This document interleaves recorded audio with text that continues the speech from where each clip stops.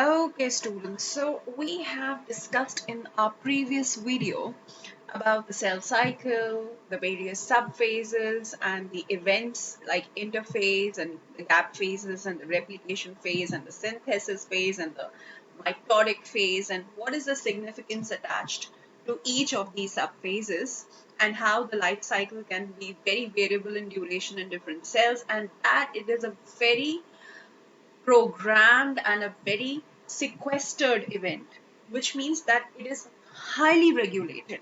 So it cannot be very random because it is under the control of a number of checkpoints at three main stages: G1, then again at the D2 phase, and then the S phase. Now, we had mentioned that there are certain proteins in the cells which help in this checkpoint evaluation, whether the cell should, proceed with the cell cycle's next step or not, or, are there any inaccuracies detected and whether it can correct them. If the inaccuracies or errors cannot be corrected, the cell cycle has to be paused and the cell must undergo apoptosis or PCD. So it should halt. So what are those proteins? Though I'm going to discuss these proteins again later, once I have discussed both the cell divisions mitosis and meiosis, I just wanted to give you a brief introduction about them. So we have four main categories of regulatory proteins which assist in the cell cycle checkpoint evaluation. So you have the cyclins, the CDKs or the cyclin dependent kinases, and then you have the MPFs, the maturation promoting factors, and then the APC, the anaphase promoting complexes and factors. So I hope you'll pause the video and just go through their definitions once. So cyclins, as the name indicates, cyclins, cycle. So these are the proteins associated with the cell cycle, regulation, at the checkpoints. So there are four types of cyclins in most of the eukaryotic cells, including human cells. So you have the G1, G1S, S and M cyclins. And the names are very self-explanatory that at which phase of the cell cycle are they going to be activated. The second family is the cyclin-dependent kinases. Now this is a family of enzymes, a family of kinases. So when we say kinases, this is about the activation of the phosphate group. Don't worry, I will be having a separate class for this as well. Now, these CDKs can be activated only upon the binding with or the teaming up with the cyclin. So I've just made this brief equation for your understanding that when a CDK is on its own, it is in the inactivated form, it cannot do much. But once the CDK is teamed up, it is attached to a complementary cyclin, it gets activated and it causes the cell cycle regulation at various checkpoints. The MPFs are also called the M cyclins, as the name indicates, maturation promoting factors. They are also proteins which are prevalently found during the mitotic phase or the M phase, and they help in the disintegration and breakdown of the nuclear envelope. So the nuclear membrane needs to be broken down so that the chromosomes can be released in the cytoplasm. Remember, we are going to talk about the steps. Okay. And last but not the least, the anaphase promoting complexes with the cyclosomes. So they are now there is an antagonistic relationship between MPFs and the APCs. For something to start, something must come to an end, right? So once the maturation promoting factors have broken down the nuclear envelope, right, and you have, entered into the metaphase, we'll be discussing that again, I'm sorry. So the next step, anaphase, where the chromosomes must split and move towards the opposite poles. The replicated chromosomes must split at the centromere, move towards the opposite poles, so that the division of the chromosomes is equal among both the daughter cells.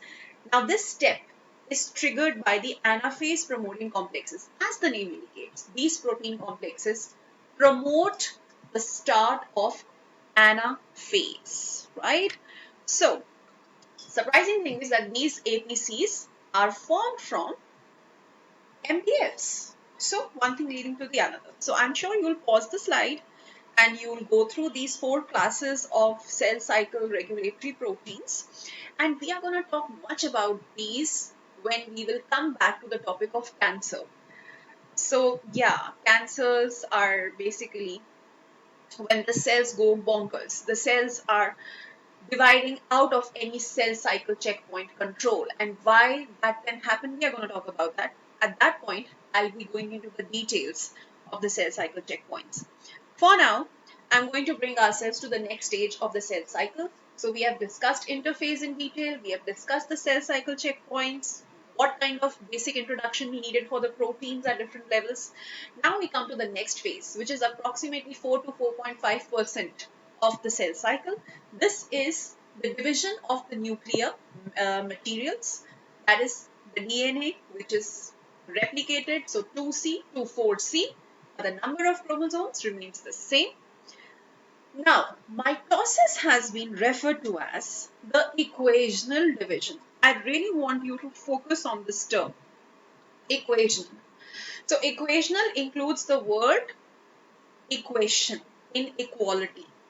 This means that the two newly formed daughter cells are exactly equal in their nuclear content, chromosome number, and the cytoplasmic contents, not just to each other. So they are equal to one another with respect to all these conditions and factors, but they are also equal to the parent cell or the mother cell, right? So this is equational, or this is equality in both directions with respect to each other and with respect to the parent cell or the mother cell. And at this stage, I want to bring you back to your NCERT textbook where the M phase has been discussed in detail. And again, I'm telling you over here that this is the most dramatic time of the life cycle where dynamic changes will happen, but this lasts for a few seconds or minutes in the entire lifespan of the cycle of the cell. And again, since the number of chromosomes in the parent and progeny cells or the daughter cells is the same, it is also called the equational division. So you must mark this line in your text and remember why mitosis has been referred to as the equational division. So this means that the karyokinesis, division of the nuclei, and the cytokinesis, division of the cell. This is a very clear equational process. Karyokinesis, or the division of the replicated chromosomes or the nuclear content, can be further divided into 4 main subphases, namely prophase, metaphase, anaphase, and telophase.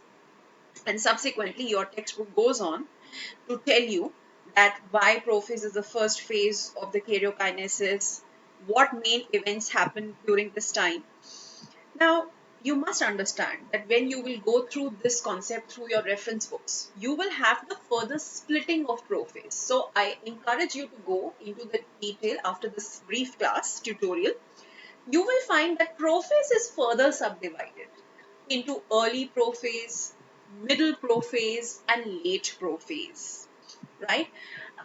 So what happens at the earlier part of the prophase, then towards the middle of the prophase, and towards the later part of the prophase. So what changes do you imagine? First, the DNA, the replicated DNA, which is present in the form of the thread, the tangled thread called chromatin, it has to be sorted. It has to be condensed. Recall, I have already discussed during your Cisco class. Look at here. Late prophase, early prophase. You had the chromosomal material, the chromatin, messed up, lying tangled, and by the end of prophase, the chromatin is arranged in the form of condensed structures called the chromosomes. So chroma means color, zoma means body. These bar-like structures can be seen under the microscope when they are stained with a basic dye. We have discussed that already. Okay, that's great. And where do I want to bring you next to? So, the first thing is this. And the second main thing in prophase you will notice is that the nuclear membrane, it will start to disintegrate. Why? Because once the chromosomes are free in the cytoplasm, once the nuclear membrane has broken down. Now recall the proteins I mentioned which help in the disintegration of the nuclear membrane just now. Okay, so by this time what has happened, that the chromatin is condensed in the form of chromosomes, the nuclear membrane is disintegrated, and by late prophase all these changes have been made, right? Also, you will notice that cells at the end of the prophase, if you view them under the electron microscope, you will find that usual cell organelles like the Golgi apparatus, endoplasmic reticulum, nucleolus, nuclear envelope, all this will be missing. So the chromosomes are now free in the cytoplasm. In the very next phase, which is metaphase, right? The chromosomes are going to move towards the center of the cell, and they will arrange themselves at the center. Imagine an imaginary plate or the equator plate, right? It is also called the metaphasic plate. So this is not, I'm not trying to tell you that there is actually some plate which is formed over here. There is a literal structure. No, it is just for your understanding that the centromeres, the primary constrictions of the chromosomes, they align themselves over here. And by this time, each chromosome is aligned with the spindle fibers, the microtubular spindle fibers, which have been released from the replicated centrosomes containing the centrioles. So the centrosomes have moved towards the poles, spindle rays have been released. Now by the end of prophase, you will find this kind of a structure, right? This is this kind of structure, and this is somewhat what you can call the early metaphase. And by the completion of metaphase, you will find that the chromosomes, their centromeres attached to the spindle rays, they have aligned themselves at the center of the cell, and this is at the metaphasic plate. Now at this point of time, counting the chromosomes is very easy, right? And again, now the chromosomes, the replicated chromosomes, they must split at the centromere, and they must move towards the opposite poles. That is going to initiate the division of the nuclear material. So this is how they start moving. The centromeres have split and the chromosomes are moving towards the opposite poles or ends of the cells. How? They are attached to the spindle rays or tubules. So the spindle rays or the microtubular rays, they will constantly contract and stretch, contract and stretch. This kind of a stringy movement will help in getting the chromosome towards the either of the poles or ends, right? And you can see one thing very clearly. Notice something. The chromosomes are moving with their chromatid arms away from the poles, right? So the centromere of the chromosome is towards the pole. This is a very important diagrammatic explanation, please. And remember the constant. If you have drawn 4 chromosomes in your diagram at the start, by late prophase, ensure that your number of chromosomes remains the same till cytokinases. These are some very key points which students just create so much of errors with during their examination. Right. So once by late anaphase, the split chromosomes have reached the opposite poles. Now, this is going to be the first daughter cell. This is going to be the second daughter cell. Slowly and steadily, by telophase, the next or the last phase, what will happen? The chromosomes will unwind and they will start becoming more of the chromatin types. Right? The DNA will again come back to the chromatin form.